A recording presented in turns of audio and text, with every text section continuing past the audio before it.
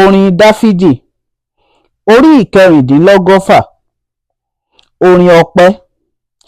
Èmi fẹ́ Olúwa nítorí tí ó gbọ́ ohùn mi àti ẹ̀bẹ̀ mi, nítorí tí ó dẹ etí rẹ̀ sí mi. Nítorí náà ni èmi ó máa ké pè é níwọ̀n ọjọ́ mi. Ìkẹkùn ikú yí mi ká, àti ìrora ẹsẹ̀ òkú dì mí mú. Mo rí ìyọnu àti ìkáàánú. Nígbà náà ni mo ké pe orúkọ Olúwa. Olúwa, èmi bẹ̀ ọ́, gba ọkàn mi. Olóore ọ̀fẹ́ ni Olúwa, àti olódodo, nítòótọ́, aláàánú ni Ọlọ́run wa. Olúwa pa àwọn aláìmọ̀kan mọ́, a rẹ̀ mí sílẹ̀ tán, ó sì ràn mí lọ́wọ́. Padà sí ibi ìsinmi rẹ, ìwọ ọkàn mi, nítorí tí Olúwa ṣe é lọ́pọ̀lọpọ̀ fún ọ.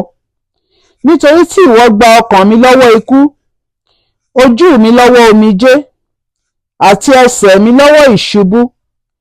Èmi ó máa rìn níwájú Olúwa ní ilẹ̀ alààyè. Èmi gbàgbọ́, nítorí náà ni èmi ṣe sọ ọ́. Mo rí ìpọ́njú gidigidi. Mo wí ní ìyára mi pé, èké ni gbogbo ènìyàn. Kí ni èmi ó san fún Olúwa nítorí gbogbo oore rẹ̀ sí mi? Èmi ó mú ago ìgbàlà, èmi ó sì máa ké pe orúkọ Olúwa. Èmi ó san ìlérí ìfẹ́ mi fún Olúwa, nítòótọ́ ní ojú gbogbo àwọn ènìyàn rẹ̀. Iyebíye ni ikú àwọn àyànfẹ́ rẹ̀ ní ojú Olúwa. Olúwa, nítòótọ́, ìránṣẹ́ rẹ ni èmi, ìránṣẹ́ rẹ ni èmi, àti ọmọ ìránṣẹ́bìnrin rẹ.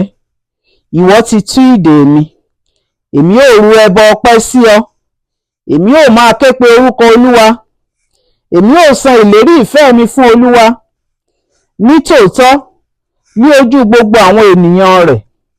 Nínú àgbàlá ilé Olúwa, ní àárín rẹ, ìwọ Jerúsálẹ́mù, ẹ̀yìn Olúwa.